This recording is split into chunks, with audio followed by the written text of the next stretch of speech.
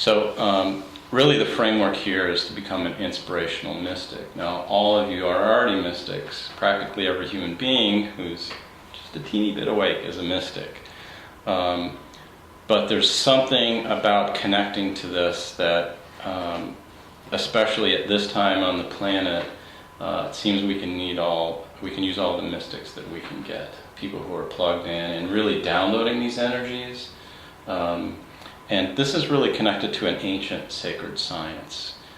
Joseph is one example. We could go into Sanskrit, we could probably take Latin and other languages, but Joseph is prominent because he is a visionary who has helped to form over 100 peace chambers on the planet. He's spoken to the UN. He's an unassuming, 76-year-old Tiwa holy man who's, he's gone into retirement. And now other people are coming forward to reinterpret his teachings for people who either haven't heard about Joseph before or who are interested in what Joseph was doing. That's part of this process here. So we're going to talk about the sacred, mystics and mysticism, the Tiwa language, maps of manifestation, 5 qualities of manifestation. Basically, the 5 qualities of manifestation are the 5 vowel sounds. These also equate to the Platonic solids. They equate to harmonics. The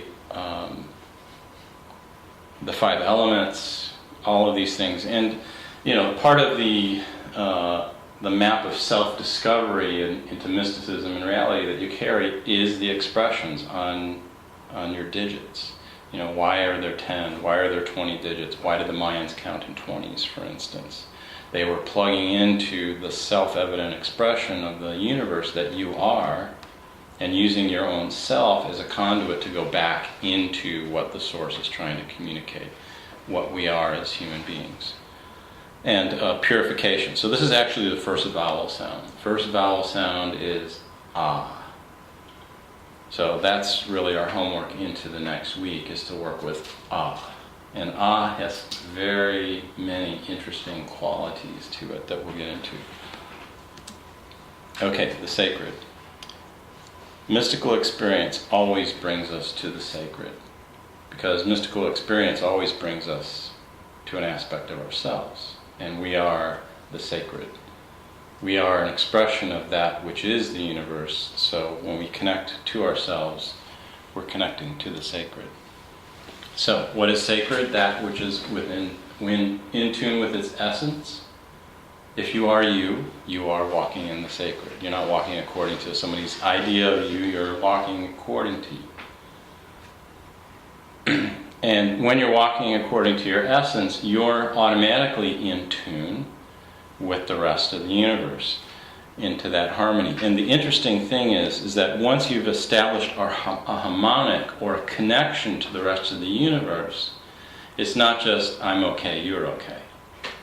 It's not just, I'm good now. It's that once you're in a resonant harmony with the universe, what the universe is about is not just existence, but it's about intelligence and communication and a relationship. It's about those 5 qualities that we're going to get into. It's like as soon as you connect to the universe, this thing is right there saying, hi, we want to talk to you. We want to give you information. Why? Because we've been trying to express these concepts through different life forms, through consciousness for millions, billions of years. And once you walk into the sacred, you find crows, animals, deer, different things are showing up because they want to communicate with you. Just like people who talk to animals, right? So, and really, what is the sacred? The last vowel sound, the oo sound. There are 2 vowels in Joseph's system that both relate to relatingness. One is which is his version of the E sound, and the other is oo. And oo, we'll get into the oo sound in class 5, but oo, even if you look at the letter, oo, it's a cup, it's a carrying vowel. And the primary thing that oo carries is beauty. And what beauty does is connect us to all things. So these are just all aspects of the sacred, and we'll get into these more as we go through the vowel sounds. But this is kind of our target, our frame of reference. When I approach a mystical experience or when I want to cultivate inner awareness, I know that I'm touching something that's significant because it's not just me. I've been created according to the same principles, the same harmonics that have created flowers and all these other beautiful things. So naturally I carry that too. Now, the reason we want to approach this through sound is because sound has some kind of ability to make a connection between two things that aren't necessarily even close to one another. We talk on the telephone. We can communicate through forms of sound. And the primary Hindu concept about creation is Nada Brahma, which is all creation is an emanation of sound. And it turns out the closer that science gets to understanding what's going on is the more they realize that these are principles of sound. So we will use chanting, and that's really what the course is to do, is to give you an understanding of what these vowels are doing, vowels and consonants, for you to use your own chant time. And I encourage you to play with it. Chanting could be chanting or it could be chant singing, just a kind of spontaneous la la la la la la. And what's really powerful to me is lullabies. There's something about a simple lullaby, and we all have this connection that we feel towards children.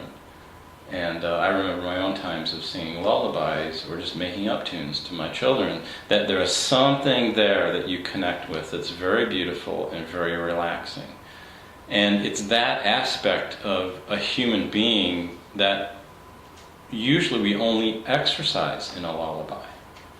But what I found is that if you're in a silent space, you can experiment with singing lullabies or similar simple melodic songs to nature, to animals.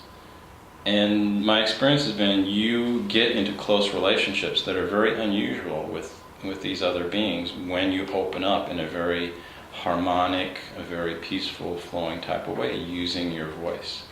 So your voice is really this magical, literally a magical key that you carry to open up relationships between you and other aspects of the sacred.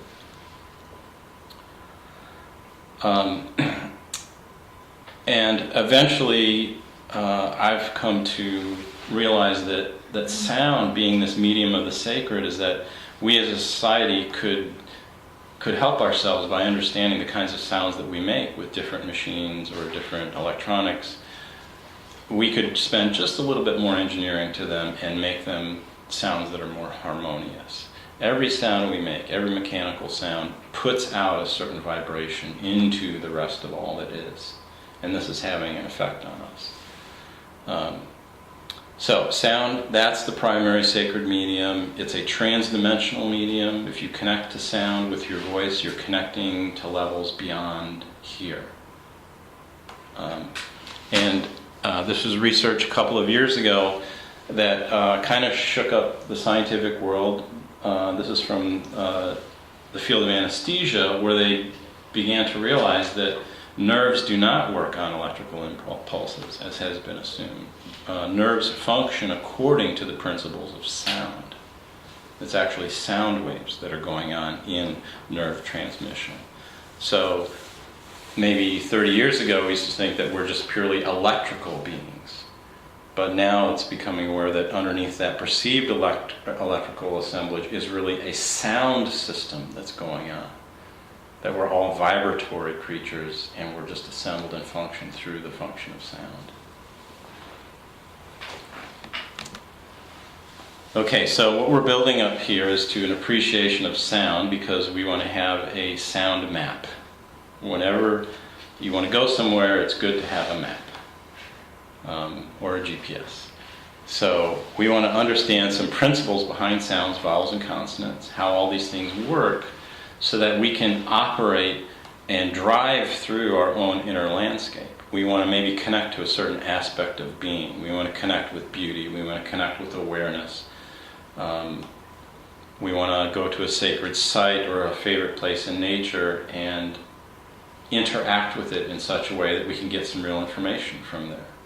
And it's not necessarily that we're asking for something outside of ourselves, but we're connecting through ourselves to other aspects.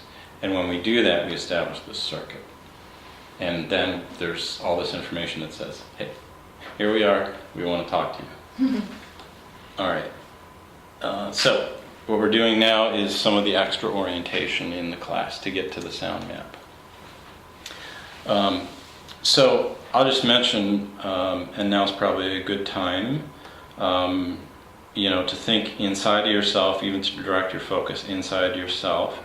And like I am just asking, the sacred in me to connect to the sacred that's in you.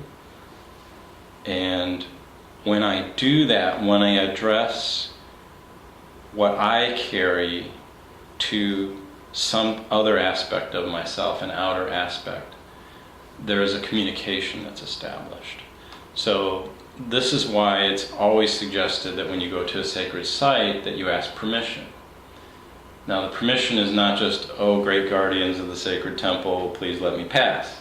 It's more like, hello, I understand I'm alive and I believe that you have some aspects of life to you, even though I can't tell what it is necessarily. But as soon as you put up this relationship, then you allow information to be exchanged. You've opened the door. And this can be done with anything. It can be done with an animal. It can be done during an acupuncture session. It can be done during yoga sessions where we want to connect to that which we don't see or don't necessarily immediately perceive. And once we believe that there's something there, we open the conduits, we open the portals. So asking, we address the other, we seek permission to contact. So I've already been seeking permission to contact all of your higher selves before you got here. We ask a question, and may I pass could be a simple question, but like if I went to Machu Picchu, when I went to Machu Picchu, I would say, what do you want to tell me? What secrets do you have? What have you been waiting for somebody to ask all these years? Because these sites are built on special places on the planet and they want to communicate. And in fact, they've been coded by nature and by the people that used to live there with messages all over them.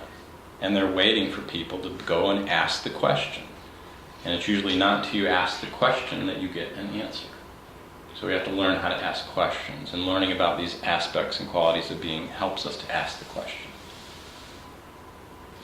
It supports the premise that everything is alive and makes communication possible.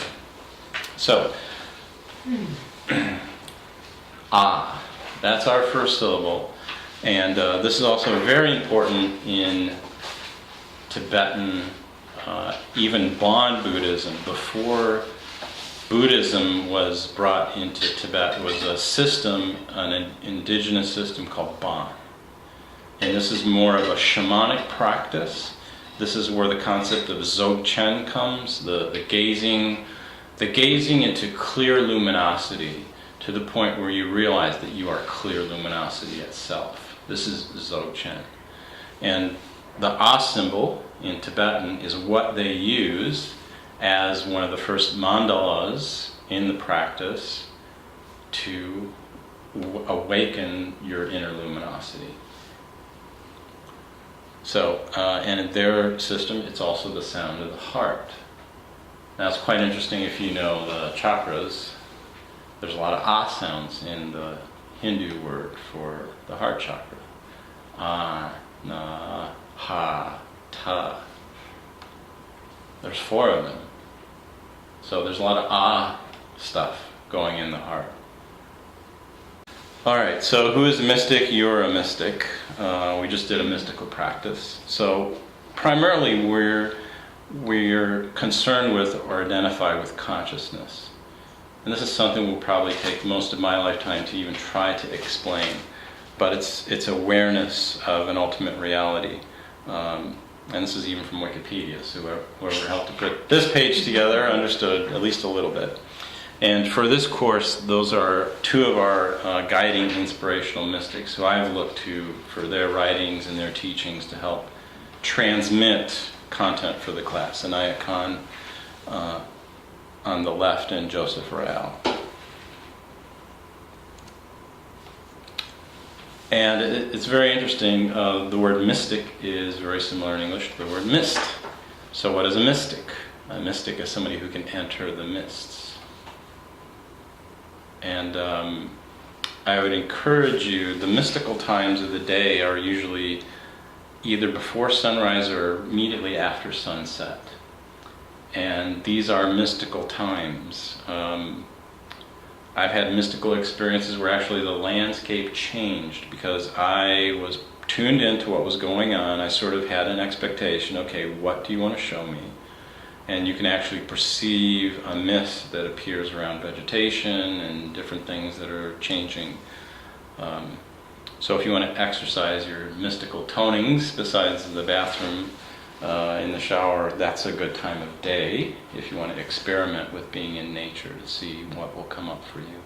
But you'll definitely have an easier time seeing energy during these transitional times of the morning and the evening.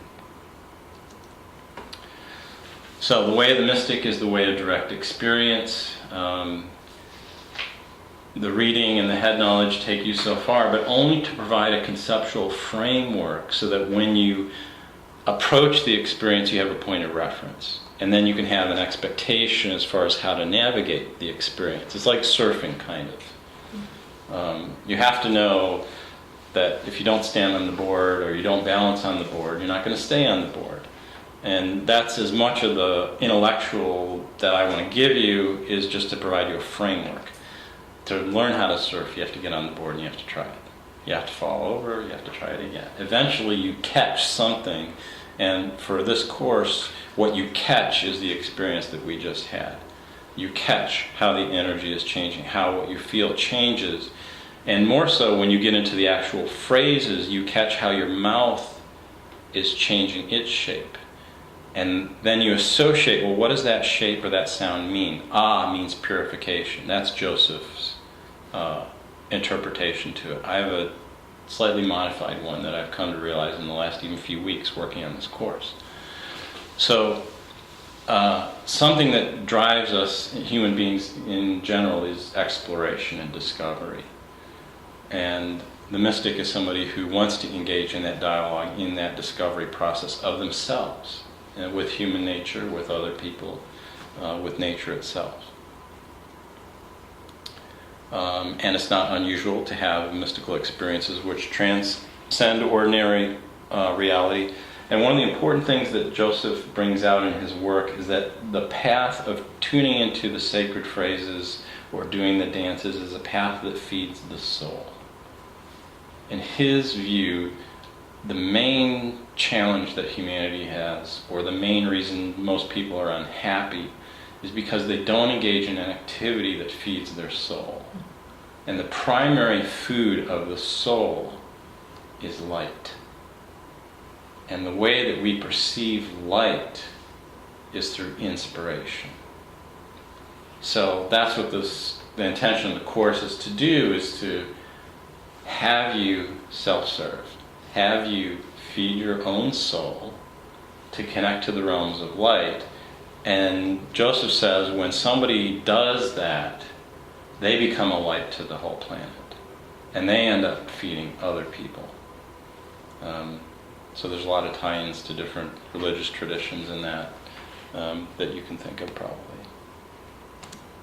Okay, so the key point always, if you're looking at somebody who is teaching a mystical path or is a deep teacher trying to connect you to the mystical path, is that they will tell you that they can't really teach you how to do it.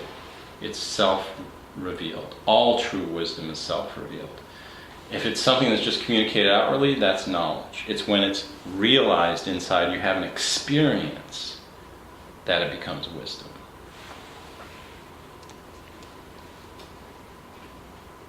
That's at Machu Picchu. Sunrise. Gallery and I were doing a little ceremony there. Did you sleep there? We slept down in Aguascalientes and then took the first or second bus up. This is actually at the Intihuatana, which is called the hitching post of the sun. So we could talk about that maybe more later. So Anayat Khan, he is one of the inspirational persons behind the class because of how he looked at life, what his value systems were. And as I mentioned before, Joseph came in contact with Sufis when he was in college, the Marin County Sufis. He knew Shahabuddin less. Shahabuddin initiated him into Ziraat, and they were sharing stories. And so when you read Joseph's work, you read a lot of both Tiwa and Sufi-inspired thoughts.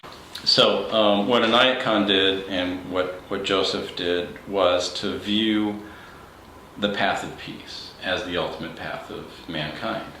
It's like, if we can't get this right, then there's no point on trying to send people into outer space or anything else, because we're going to send the same problems that we have here out there.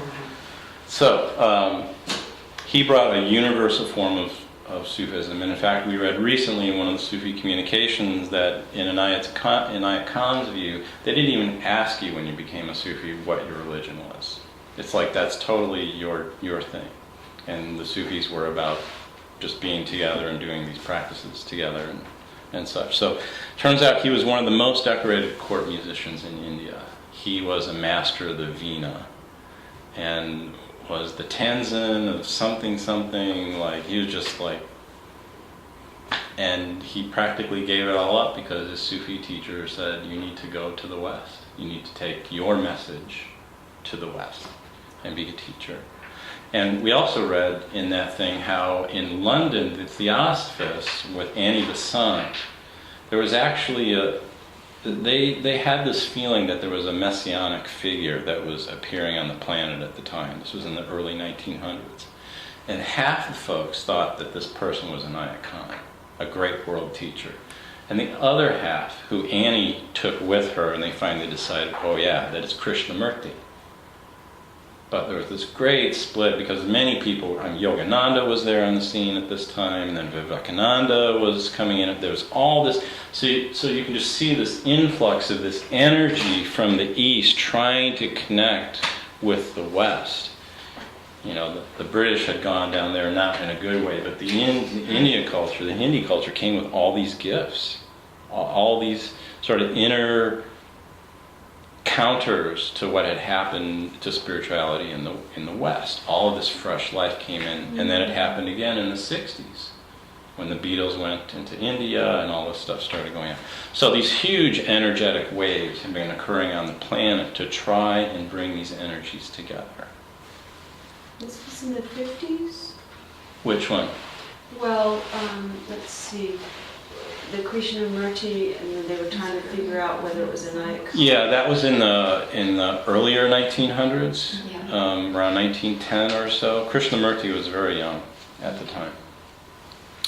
So, in fact, it got so bad that he had to leave London and he moved his family to France because these different groups were vying for his attention, and the Muslims wanted him to stay only Muslim, and the Sufis, and just... Krishnamurti or Khan? Anayat Khan.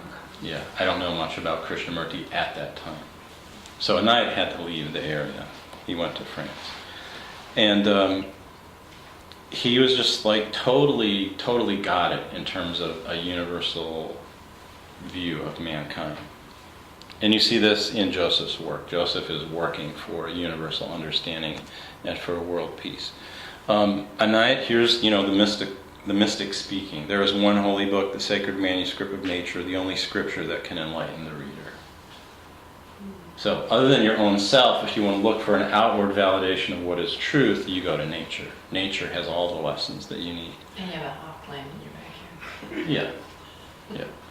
There's one object of praise, the beauty which uplifts the heart of its worshiper through all aspects, from the seen to the unseen. So this is, the totally mystical aspect of Anayat Khan coming through.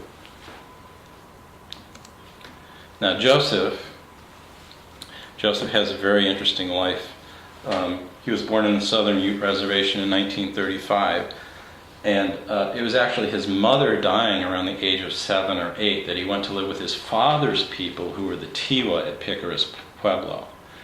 And the Tiwa people give spiritual names to children in order to keep a certain vibration among the people.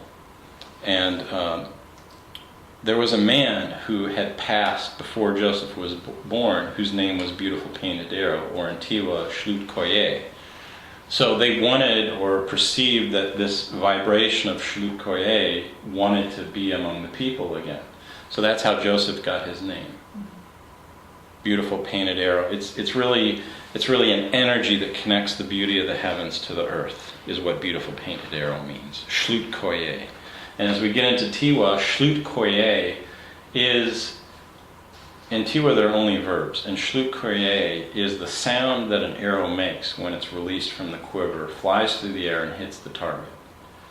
So all of these Tiwa words are bridging words, they're connecting words, they're energy that's in motion. It's one thing that joins another, or one thing that moves to another. It's actually that action of communication or movement that the word Beautiful Painted Arrow means. So Joseph was a communicator of beauty to come to the planet. In 1983, he had a vision to build peace chambers. Some beings came to him, told him to do this. He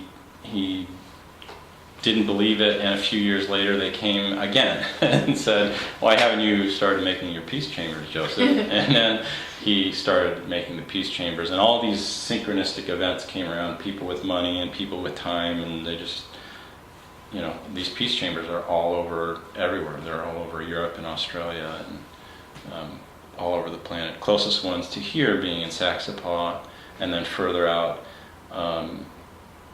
in Swannanoa, and then beyond that in Seymour, Tennessee, and then they go up the eastern seaboard, and they're in Colorado and everywhere. This one's from Swannanoa. These are, in some designs, very much like kivas, places that these people would go to pray and to chant primarily. In their ceremonies they would chant. He's the founder of Dances of Transformation. Basically, when he had visions and he was shown to do things, he would carry them out. And he's brought forth a long dance, which is an all-night dance, a drum dance, which is like a 2 to 3 day dance, a sun moon dance, it's a 4-day dance, the dance that I do. And then I think there's one other dance. But these are things that in addition to his teachings, that he brought forth for you to use your body. Because really, to get into inspiration requires movement. And this is actually a foundational Tiwa principle. The Tiwa phrase for the creator or for the divine is Wa Ma Chi. And Wa Ma Chi stands for the actions of breath, matter, and movement. So in order to crack into the Tiwa understanding, you need to use your body. You need to move. And he did connect with the Marin County Sufis, and he did sweat lodges, ceremonies with them, and initiated them, and he was initiated by them into their system and all that stuff. So, so here's some of Joseph's mystical speaking. My vision is that through sound we will bring about peace and other important vibrations. Sound can teach us a way to create without destruction. Sorry about that. A little silence. Somebody wants to connect with me right now. When you dance, you're expanding the vibrations of insight and manifestation. Every dance, every ceremony is both for you and for the cosmos. So that's why Joseph says any achievement that any human being makes, if we were talking about Rupert Sheldrake in the morphogenetic field, we would then say that achievement is available because it's in the field. And I was just listening the other day to somebody talking about how these great scientific achievements in the past however many hundreds of years, it's not just one person going along and inventing, say, the telegraph. Like 5 people invented that at the same time. Mm-hmm. Different researchers all are stumbling onto the same, and coming up with the same idea, the same inspiration, making the same thing at the same time.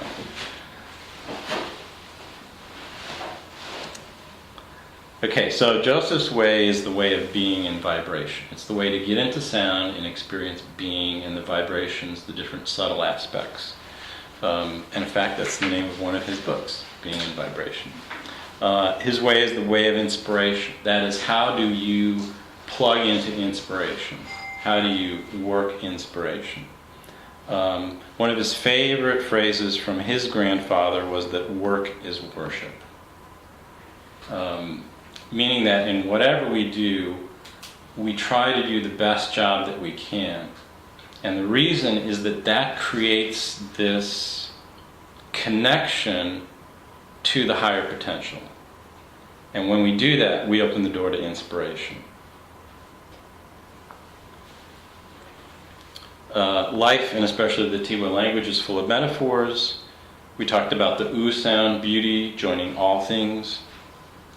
And he really exercises these 5 qualities of being, which are the vowel sounds, the elements, etc. Okay, so now we're at the Tiwa language. Tiwa is an ancient tongue, but not an Indian language. Instead, it is a language that was constructed according to the different vibratory levels of Mother Nature. All right, so Joseph relates that in Piccary's Pueblo, there is a story that a long time ago, this thing, something, energetic vehicle, who knows, came from somewhere else and landed where they live. And out walked 2 beings, very tall, and gave the people the language that they now use. And these 2 beings then turned into 2 stones who, if you look around in Piccary's Pueblo, you can go find them. Where is that? It's near Four Corners, closer to Albuquerque, south of Colorado border, upper Arizona. Piccary's, Picuris. It's a very small village. There's not much to see besides an old-style Spanish-type church there.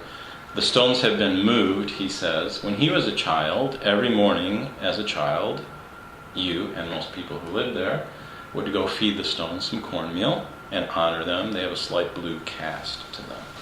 So there's a hint, at least through the mythology, that there's some connection from their language to somewhere else.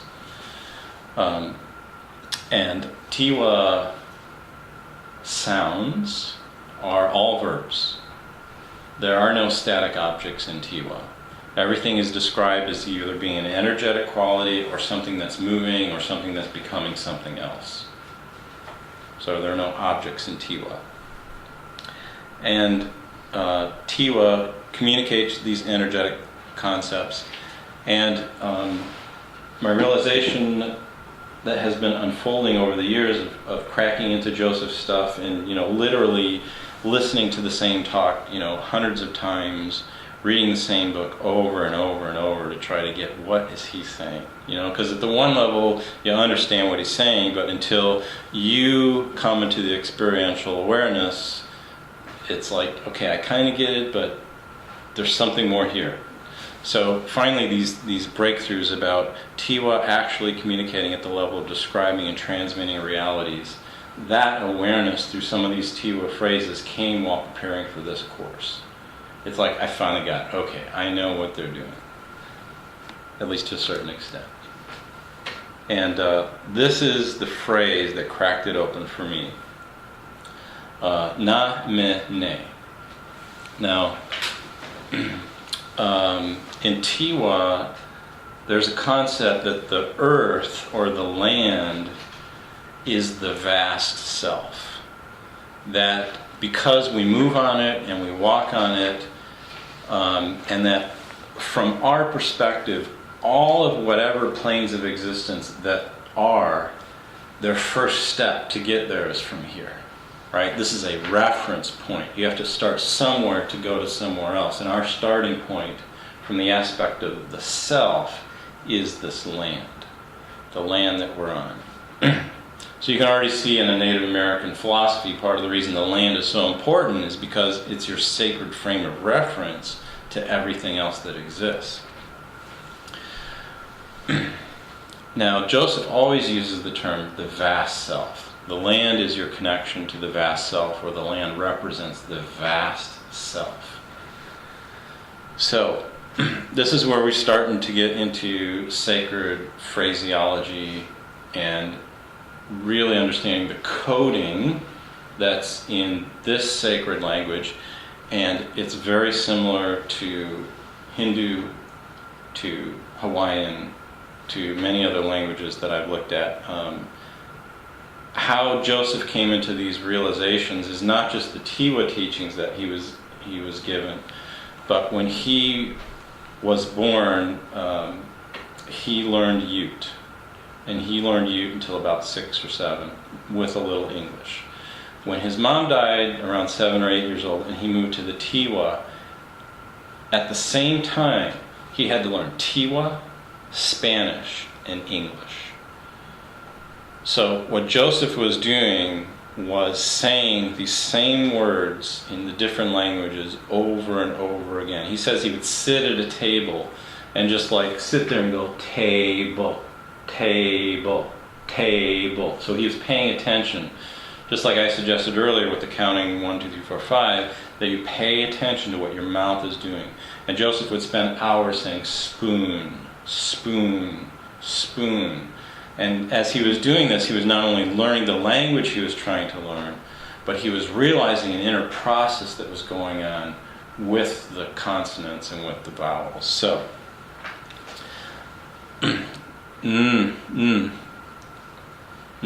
So, try to make the sound. Okay, what is your tongue doing? Is it on the bottom of your mouth? It's on the top of your mouth. Okay. Joseph said that English is a language that was put together to describe things in a very technical way.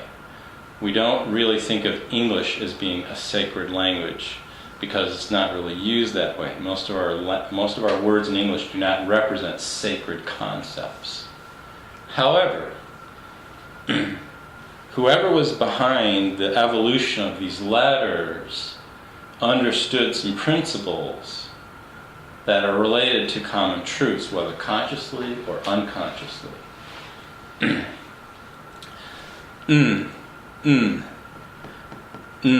Ah. Ah. Eh. This word is na, me, ne. But to get into what this word is communicating to us, we have to slow it down and get into this word. So, na, me, ne.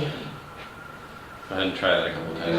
Na, me, ne. Na, me, ne. Okay, so these 3 syllables translate to these 3 concepts. What is the tongue doing? It's standing up. A word or a consonant, a syllable that has in it, has to do with a standing wave. It is a representation of a person or a being that's present, is a The vowel that we're on this week is ah. Na. So na means a being or a self. So in Tiwa, na is a self. In it's either Arabic or Persian, the word for those aspects of yourself which aren't quite transformed is a nafs. Nafs. So, na'a, an ah. An ah, in Joseph's phraseology or interpretation, is purification. And we'll talk about how to look at ah. Okay, here's a mother, mama, matter, This is different. I'm taking something, I'm putting it. The front of my mouth is putting it somewhere. So, is manifestation. May also mean it's very good. I like that. But I'm making a statement about something, that something is there. Something is right. Okay? Na, a being, is moving, and you can think of other words for moving. The reason that this is movement, it's a self that has started, but it's relating to something else. As we'll see next week, we'll spend more time on it. Is relationship. It's how we relate to something. So, a being, na, me, is here and is relating to, the N comes back. The same N comes back. This implies that there's another being there. Very similar to this. Na, me, ne, ne.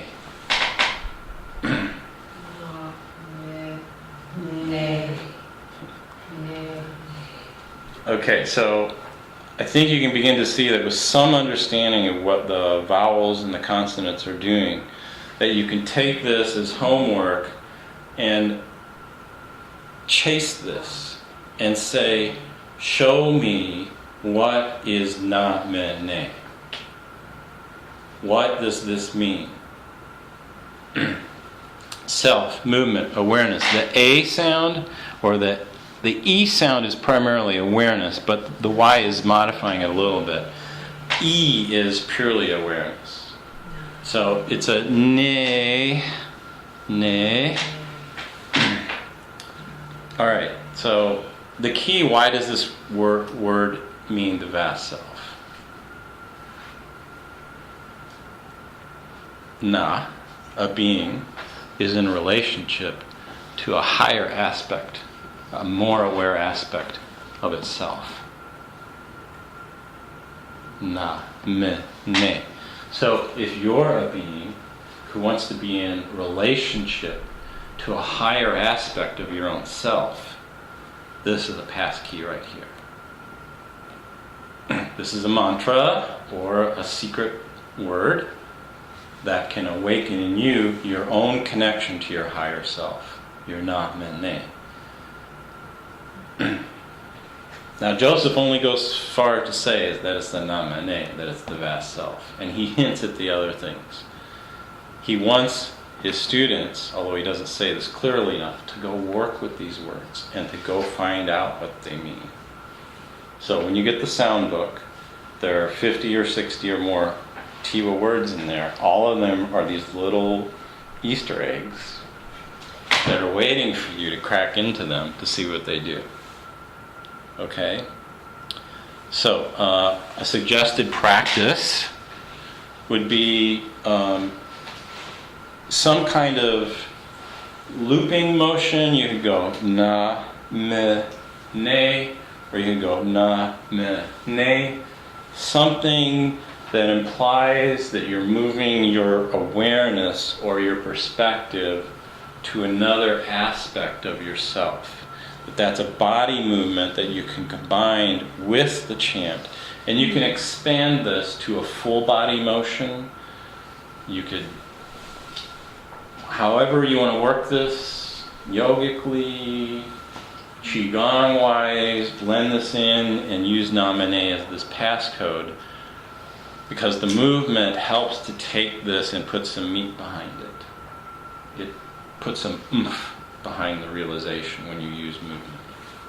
So I want to just throw out na, me, ne, na, me, ne, so that it's that just connection between the vast self, which is in all things. So it's in you. So you can start with na, moving, ne, the vast self, na, mi, ne, and you're arriving back at the same point that you started at, but it's not out there. It's never out there, because you're out there too then, because it's all things. It's never or both, or however you look at it. It's all of it. Yep. Yeah. Yep. Okay. All right. So, namine, one word. Does this remind anybody of a Hindi word? Namaste. Namaste. Woo! He hasn't even been in my class yet. And what does namaste mean? The light of me acknowledges. I connect, I acknowledge the being, right? Yeah. My belief is that there was a common sacred language on the planet, and there are traces of this scattered through different cultures. But this na, ma, ne, and na, ma, stay, still the same ending, even though the last part of it changes. These are connecting the same principles, regardless of the culture. That's why I'm saying when you learn what these sounds, what these energies, these are really energies.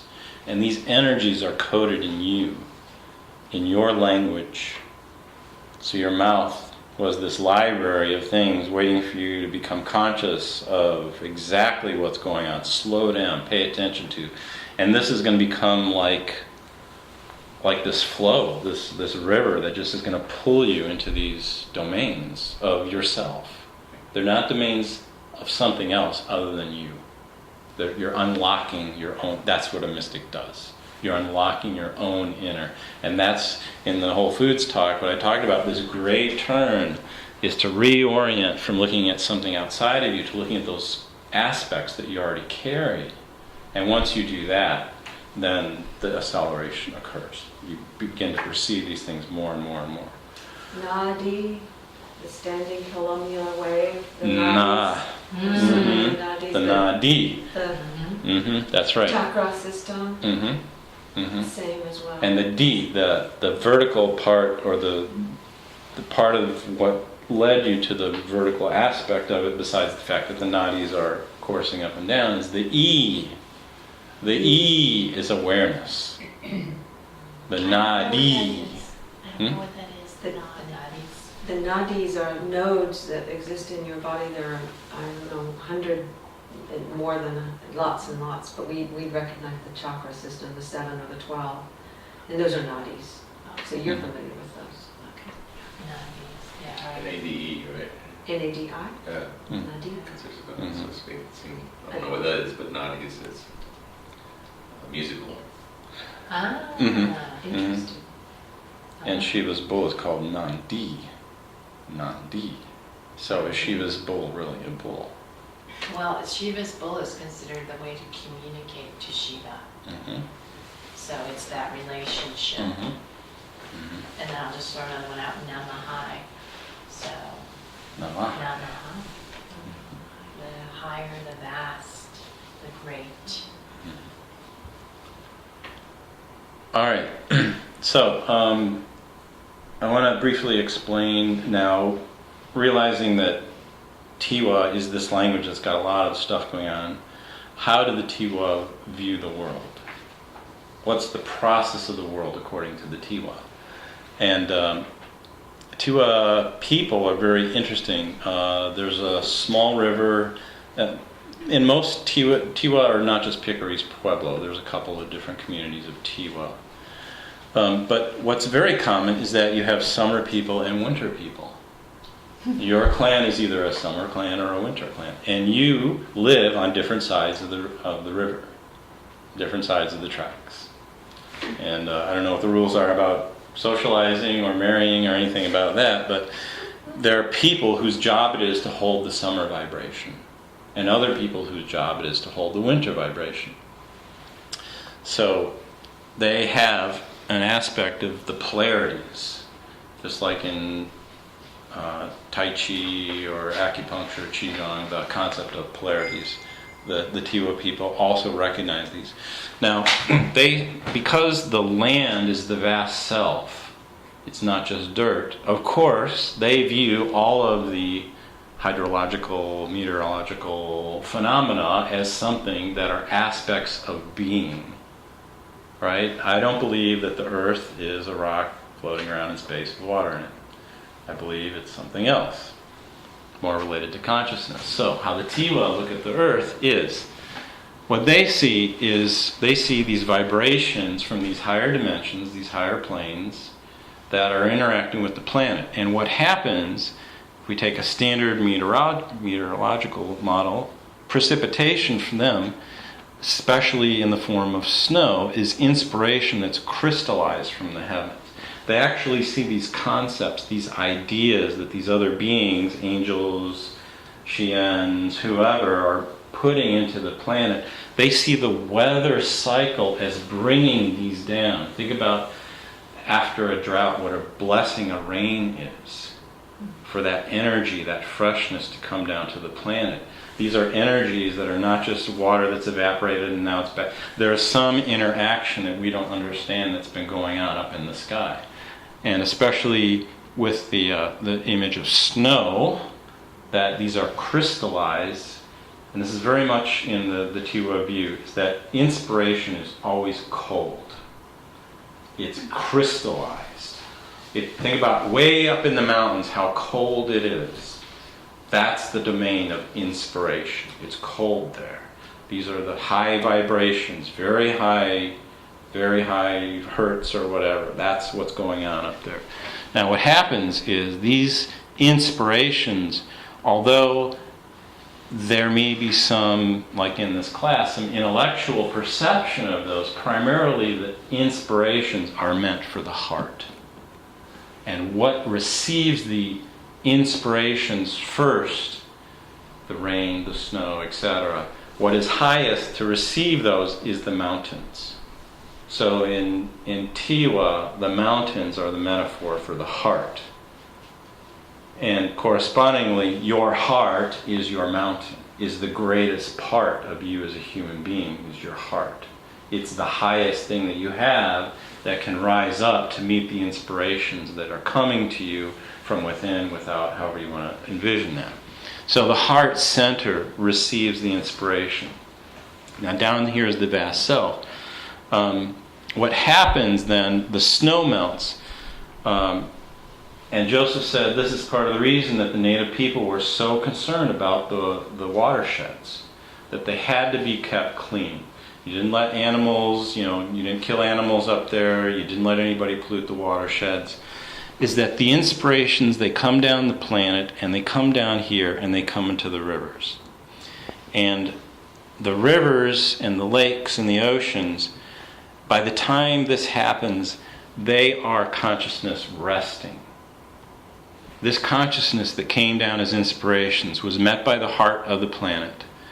Then in the springtime becomes the runoff, the melt.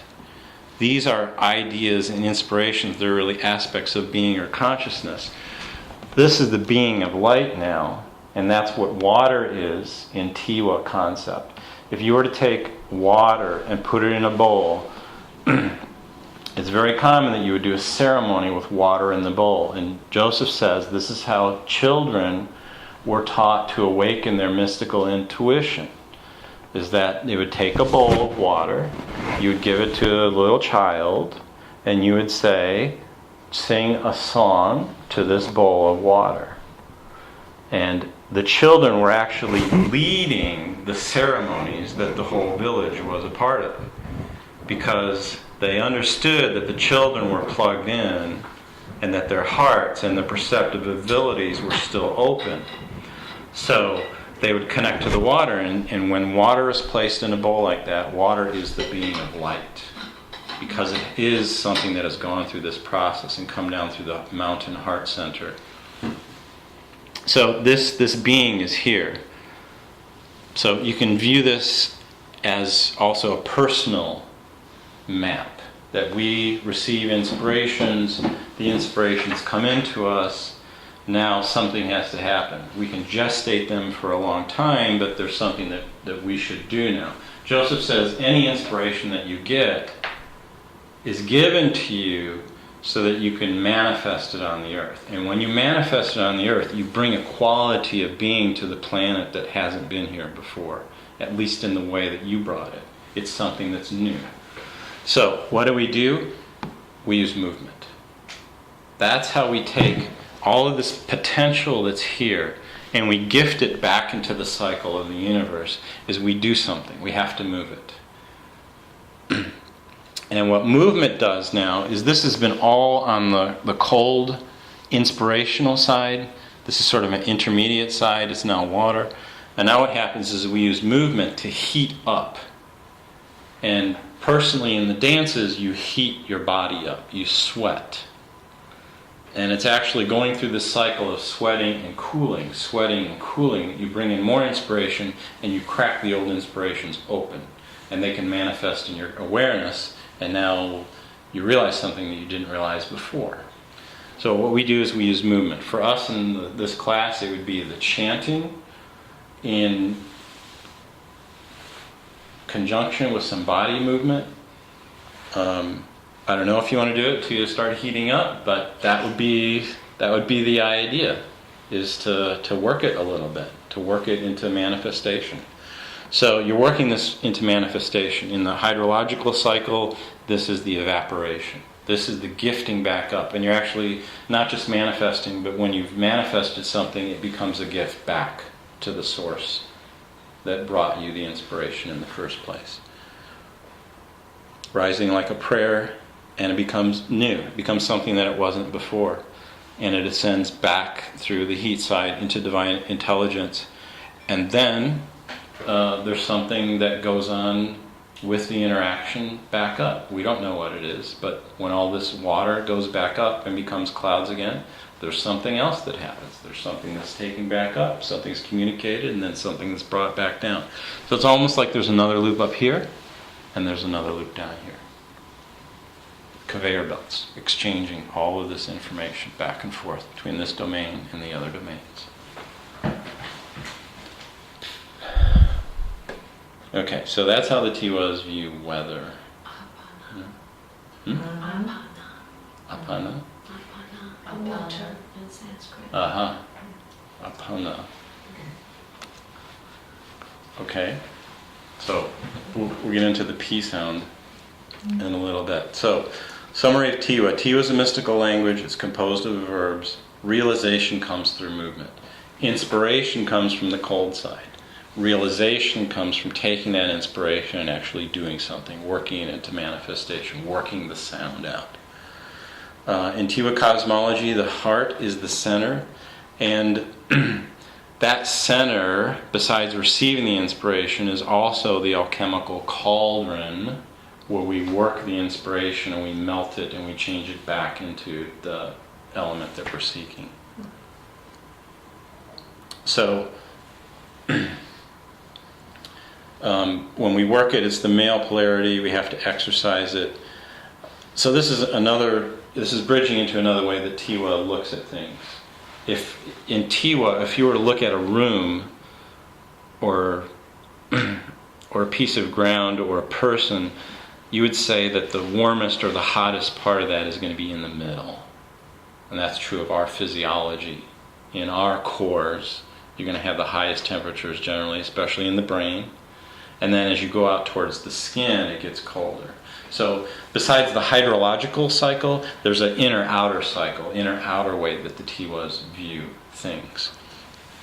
So in that system, the periphery becomes the cold and the inspirational, again, experienced through insight. So then the obvious question is, in the hydrological cycle, if these are coming down, what really are snowflakes? Crystallized inspiration. Yes, they're ideas, they're concepts, they're actually aspects of being. They're not just pretty little snowflakes. And I think it's interesting that somehow there's this at least accepted understanding that snow is a cleansing thing. It's a white blanket that comes onto the earth. So it's this new energy that's coming down on the planet.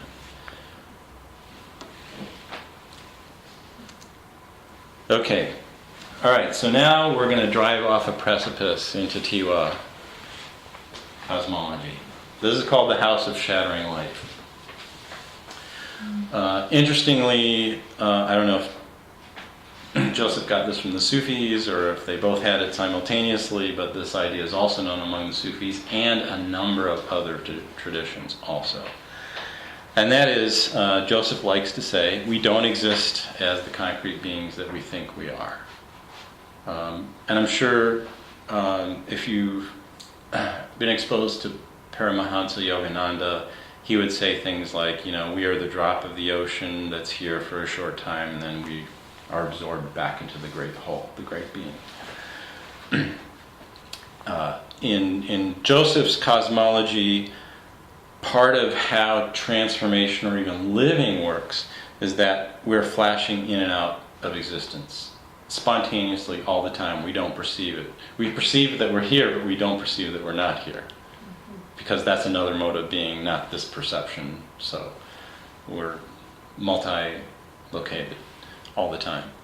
So what the potential of this is, the ability to be here and then not be here, and then to be here again and to not be here, the sort of strobe light activity, is that when we reappear, when we cross this line back into manifestation, in that instant, we can repattern ourselves into something slightly different than we were.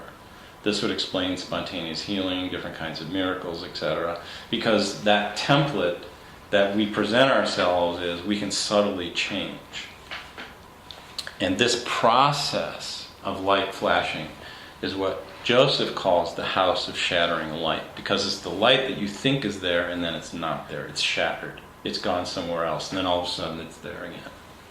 So he talks a lot about the house of shattering light. He talks about this in Being in Vibration on page 57. If you see like an SND or an S and then a P or a BV and then a P, that's the source from Joseph's work, where you can find where he talks about it. He talks about it in many places. That's just one example.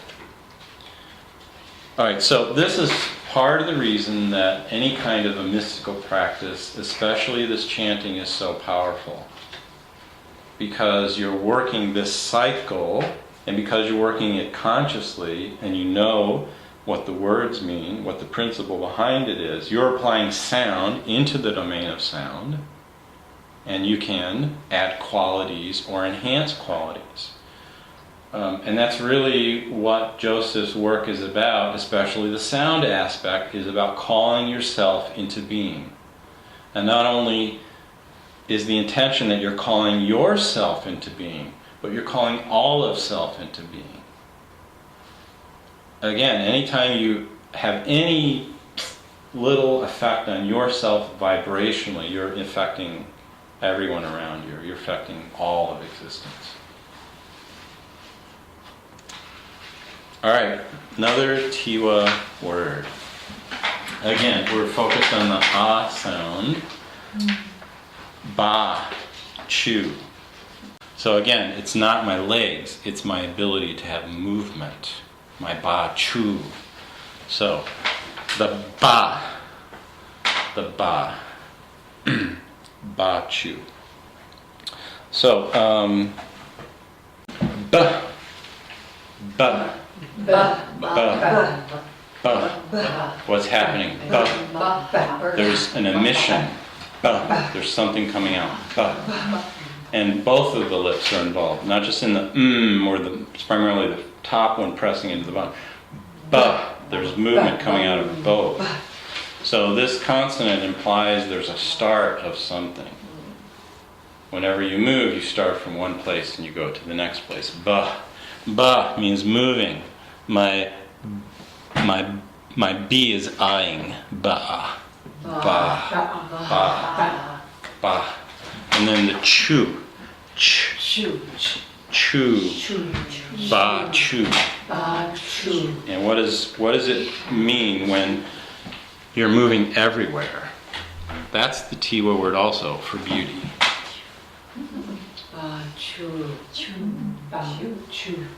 Because when I move, I am beauty. I see beauty. I connect to beauty.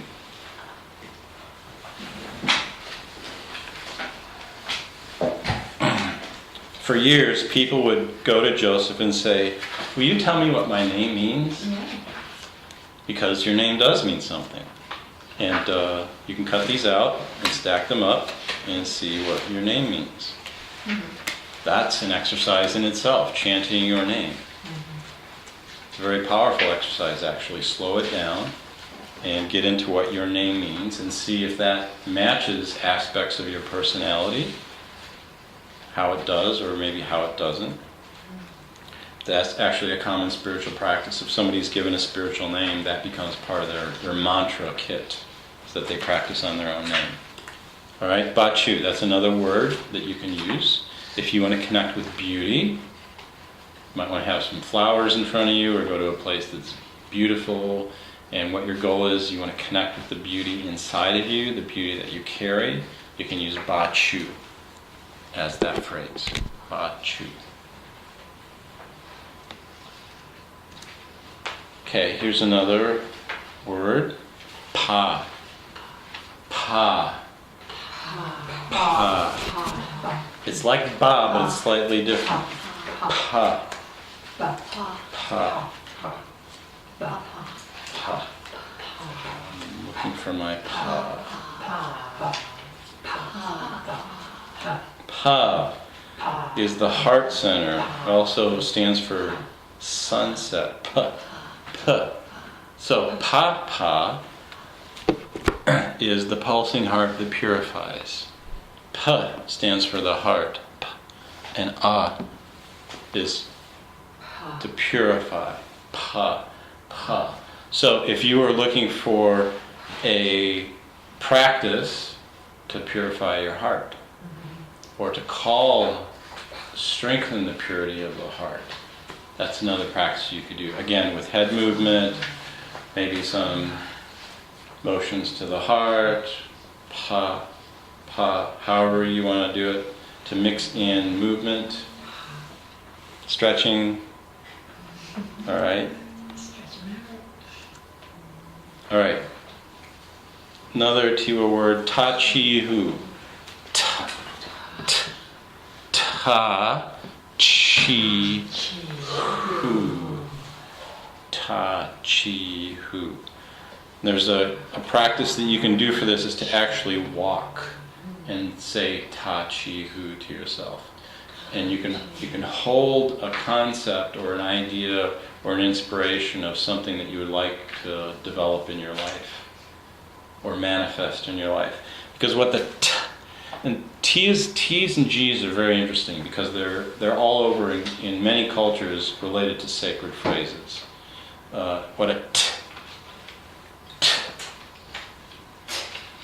it's like a but it's the tongue is involved, whereas in the tongue is not so involved. So whenever the tongue touches a certain part of the mouth, or whenever the tongue is the primary mover of that sound, there's something very special going on. It's a very powerful sound. Like in an L, like Allah or El. The tongue is touching the top of the mouth. El. There's something very powerful in an L sound. Love. Light. That is a connector. You can see that's a connector from one level to another. Light. Love. All right, so this is a plowing energy. This takes, you can think about this if you're involved in healing and you want to break energy. Is a sound that you can move to break an energy or a block that's in your life. You can plow through it. Or to seed. It means you're taking what's there and you're changing it. You're opening it up. Ta, chi. Chi is one of the core words. Wama chi is the Tiwa phrase for Great Spirit, for the Divine Source. Chi like in Qigong. Many of these phrases are polycultural, many cultures. This is movement. And Hu is in many cultures. It represents the divine sound. Tiwa says Hu is the closest sound that there is to the divine being. Hu. Hu. And an U sound is a carrying sound. Ta chi hu. This word means walking. Ta chi hu. When you walk, you're plowing through your being. Joseph says whenever you want to work on something in your life, you have something that you're trying to think through, what you need to do is go walk on it. Go for a walk. It really works. Go for a walk. And there's something else that's very important about the manifestation of two-leggeds, why we have two legs. Each of our legs is an expression of our ability to plug into a polarity. Light, dark, male, female, good, bad. Our understanding of these different polarities.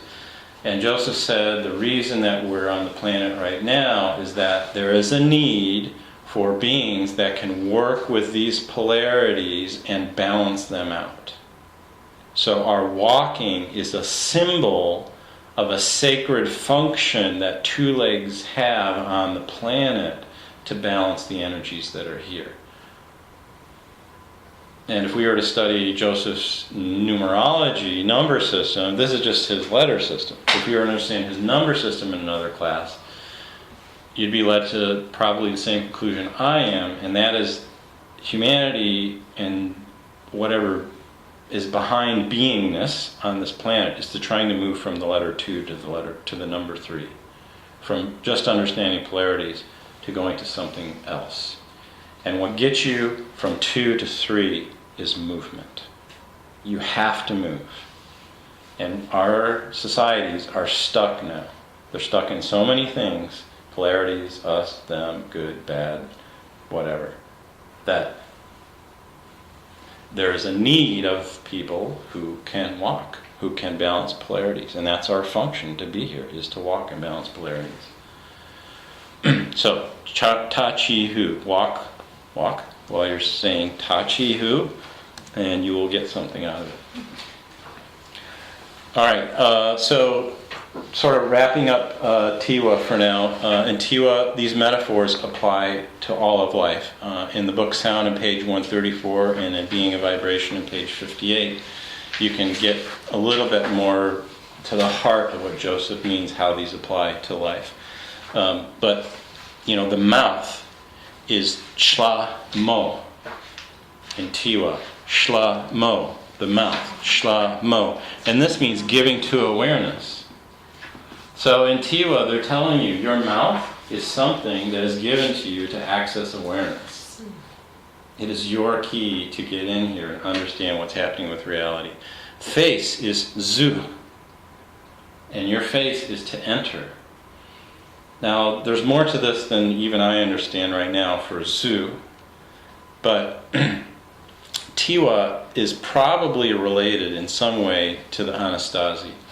And the Anastasi, their concept of entering a building is this face shape here. The archaeologists say, well, people went out, they gathered sticks, so they needed a slightly wider doorway to come through the doorway and not have to drop their bundles. You have a slide that I removed from here for the sake of time, which is the shape of the Muru doorway at Lake Titicaca. It is exactly this kind of a face shape. So in the Tiwa mind, in the ancient mind, there is a concept that you enter with the face. It's the face that has the tools for you to perceive reality. Your eyes, your ears, your mouth. You enter into perception and communication relationship with all things through the tool set that's up in your head, in your face. So, and that's from Chaco Canyon. Okay, so slide on the ancient ones. So what we're talking about, this is an ancient path. There's some interesting points there. I have videos on this. Ancient peoples usually built with stone. There are reasons for that. But we're going to wrap up just to get into our map and get to the So, there are different ways that we can map reality. Here's a map from science, different body systems. There are different metaphysical maps. Theosophy has a 7-body map. Taoism, there's yin and yang map. In Ayurveda, there's the gunas map. And interestingly, each of the sounds in Aum is associated to one of the gunas. So there are different ways you can slice and dice reality. And you can work with each system. Here you can work with polarities, you can work with Ayurveda. Okay, what we're trying to get to is a map that's a 5-level map. This is one from Chinese medicine, so very familiar to Reina and a lot of us. And we're looking at a similar 5-elemental map. Nayat Khan spoke of a map of looking at the body. Physical, this is the body, and then this is the way it experiences life in that body. So the physical body experiences sensation, the emotional body experiences feeling, the mental body experiences thought, the moral body experiences relationships, and then the spiritual body experiences inspiration.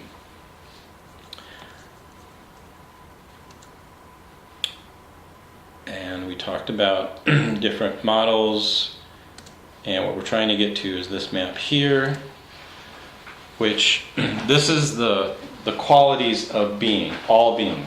These are your qualities, these are everybody's qualities.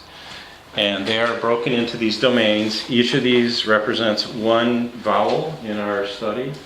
Purification, relationship, awareness, innocence, and caring. These are archetypal qualities of being. Each of the vowel sounds ties into and cultivates primarily one of these qualities of being.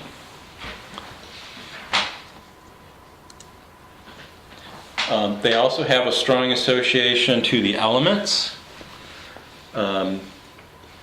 Is related to fire, and fire is actually the first manifest element that we can perceive.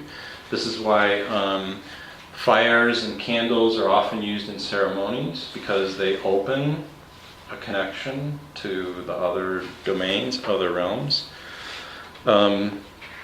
So fire, purification.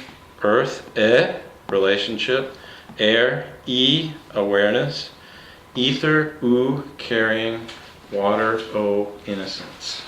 And what do you mean by carrying? Carrying, think about even carrying a baby, carrying stuff on your back, because ether is some kind of a superstructure, a scaffolding, a framework around all of manifestation, that it has to be in place first, and then it has the ability to carry or to hold all of the other elements. Yes, it's kind of like an element. And when we say who as being one of the divine phrases, it's the ability to carry or hold the divine. Okay. Yeah.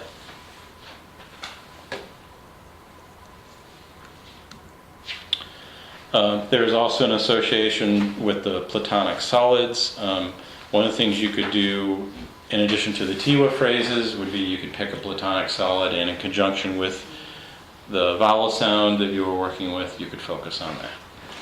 But these aren't assigned necessarily to these? Oh, they are. They are. They are, to the element and to the sound. Yes, these were established by Plato and his guys. The current thinking is that he studied with the Egyptians to get his stuff. So The sounds are Rael sounds. Yes, they're mapped as Joseph says them, because in Joseph's system he doesn't say a, he says and he doesn't say I, he says e or And the reason for this, you can play with this yourself and find out. He talks about it in his books. A sound like a and I change when you say them. Yes, they're not pure vowel sounds. We use them as vowel sounds in our language, but they're component sounds. So he's centered on pure vowel sounds that don't change as you say them. And which 5 qualities?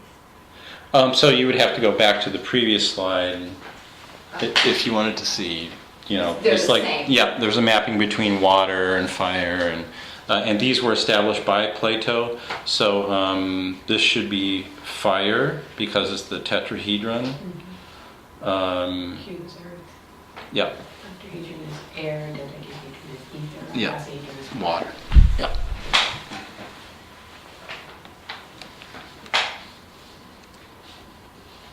And then there's an association between the sound and the shape. This is another way of looking at it. And part of what we're interested in is, how similar or different is the shape that the mouth is generating for each sound. And in English, there happens to be a correspondence between the shape of the letter of the vowel and what your mouth is doing. Ah is ah, an open sound. O. Letter O is drawn like an O. Ooh or you, ooh, feels more like a cup, feels like a carrying sound. E. E is a little harder because it's like L in that there's some kind of upward connection that's being drawn. E. Part of your tongue, at least in my pronunciation, touches the top of their mouth, but it's not the tip the way L does. L. E. So when you get words like Elohim, which are dancing the tongue up, there's a suggestion right there, even if you don't know what Elohim means, that there's some kind of high energy that's being connected. There's an upward movement inside of the mouth. Okay, so that's the model again, putting ether where it would go normally in the center, putting each of the elements in its directional, so there's a direction associated, east, south, west, and north also. So these are multiple mandalas that you can look at through different interpretations. And so for your homework, the theme is purification. It's the ah sound. It's fire from the east. It's the rising sun of the fire in the east. It's the sound of the heart. The Tibetans use it to generate compassion. Names of deities typically have ah sounds. Abba, Allah, Amma, Brahma, Shiva, Ganesha, Buddha, Tara, from all different cultures. Reina. All right, so we're going to wrap up here, but I think we can finish the slides easily in a couple minutes. So the basic interpretation is that you want to clean something or you want to remove something. You want to make something more like it was. And you do this by taking something away that's not supposed to be there. All right, different ways you can do that. Now, in more of the mystical view, what you're really trying to do here is to assert the true essence of what it is. You want to strengthen what is there rather than just thinking about taking out what doesn't belong there. Because if you strengthen the natural tone, what doesn't belong is not going to thrive. What will thrive is the natural tone that belongs as part of the system. So in purification, we don't want to focus so much on what we want to get rid of, but we want to strengthen the qualities that should be there, right? That's a more powerful way because you're getting behind the nature of what's going on. You're not focused on this little thing you don't want. So we want to support the natural tone. It's also strongly associated with transfiguration, to strengthen the qualities that are there. And not only do you strengthen them, but because you've had a conscious involvement in this healing or alignment process, more of the quality has been brought forward in the same process. You've raised your being up to a higher level. You've added new qualities. Just like in the cosmological chart from the Tiwa, when the inspiration goes through, you've done your chanting, something new has come about. You've gotten a little bit deeper into your core, found out something else about your mystical self. And somehow amplified. Exactly, exactly. So when Joseph talks about it in his books, he says purification. But in the last couple of weeks, I'm leaning more towards refining as being more core, pure meaning of what the ah sound is about. It's about refining, about really bringing out the core nature of something that's there. And that's why the fire analogy is so appropriate. It helps you to refine what you're working on. Element is fire. It's the first element to come into manifestation. The sound is ah. There is an elemental breath. Gallery. The elemental breath for fire. In through the mouth, out through the nose. So you breathe in through the mouth. And you have to create your lips so that you're not whistling, but they're somewhat rounded. So in through the mouth, out through the nose. And my invitation would be to balance your inhalation with your exhalation and not to push the breath, but to let it naturally expand. So you'll find when you start, maybe the breath is small and shallow, but as you continue to practice with the elemental breath, it will become broader, vaster. You'll have more access. May I add something? Hmm? Also, just to be aware that oftentimes working with the fire breath, it's really good to be grounded and balancing it with something like that. Breath is super powerful, as I'm sure you're all aware. Breath is super powerful. It's Another way to work with the sound and the breath at the same time. Were you going to get to this? Okay. So practice using your sound however you want to use that, wherever you want to use it, in whatever moment you want to use it in, whatever words you notice it in. But then when you get into that relationship with the vibration of ah, and you start to see that it is really just orienting you to the truth of who you are, your essence, then even through your purification breath, when you inhale, you can be thinking almost like you're seeing this well of ah coming into you, and then as you're exhaling, you're also just imbibing that expression of ah out. So they some spiritual practices say that the silent focus of that vibration is exponentially powerful, but we need to start with the outward sound first. Think as we breathe in through the nose. Yes, as we breathe in through the mouth and out through the nose. Yeah, Oh, I see. Right. because that's the fire breath. Okay, so think. Back to what Raina said, so what would be a way to ground ourselves if we're doing that? So, do you want to speak to that, or would you like? Go ahead. All right. There's multiple ways, right? One of the most simple and basic ways is if you're alone and you can do it, take your shoes off and you know, do the practice, but get very conscious of your feet. You know, touch your feet, massage your feet, find your bones, find that solidness of being, right? Another one is to do it while, you know, just be aware. Do it while you're moving. Do it while you're walking in nature. Lying on the ground. Belly down is probably about as grounded and as rooted as you can get. Seriously. On the earth, belly down. Like if you're really like out there floating away, belly down on the earth is fabulous. What would you want to add to that? And I think what we've used in yoga, the earth breath in through the nose, out through the nose, if you start, you know, especially if you feel lightheaded or like you're getting too out there. I mean, every single one you talked about. But And if you need extra grounding, you could also grab a stone, Yeah. a piece of Oh my hematite, goodness. or anything. Stone, eating a sip of water. Mhm. stones in the hand. Another one is, again, this is kind of like you just don't do this when you're at work, but you know, going out and connecting to a tree. If you can embrace the tree or just put your hand on the tree. Even do the practice with the tree. Invite the tree to practice with you. Hand on the tree. You're Yeah. breathing in ah. You're breathing out ah.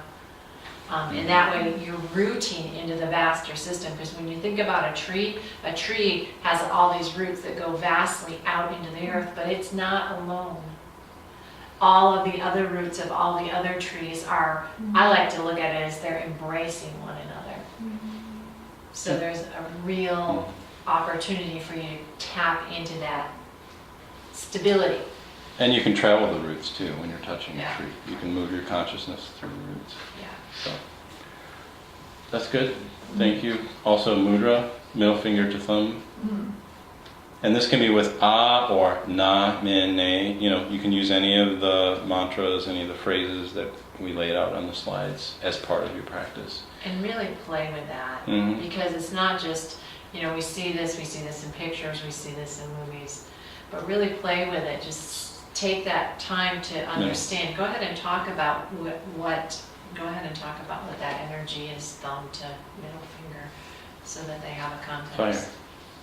Fire. Earth, water, fire, air, ether. So again, you're mapped. Earth, water, fire would be middle finger.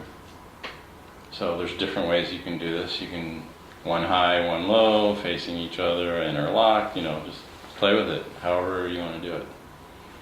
And if you have other phrases that have attracted you in the past like Brahma or Shiva or whatever, but try to have some core time with just ah, and see how that is in the experience. And take some notes, if you will, if you have some experience for the sharing next time for ah.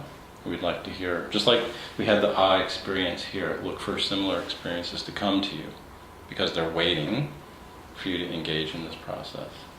So earth, water, fire, air. Mhm. ether. Yeah.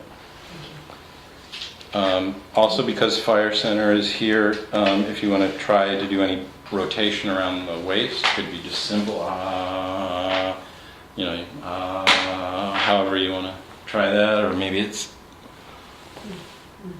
contraction and expansion around the waist. Different ways to play with it.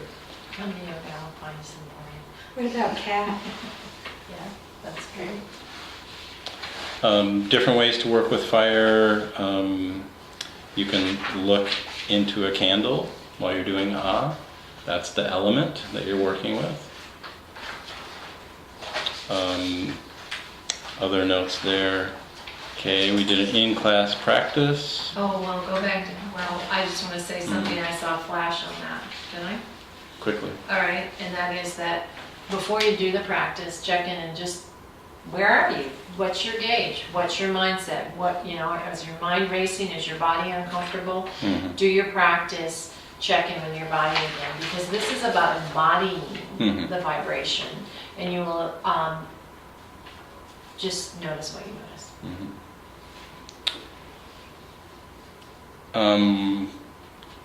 We talked about the mouth shape. Pay attention to what the tongue is doing, what the lips are doing.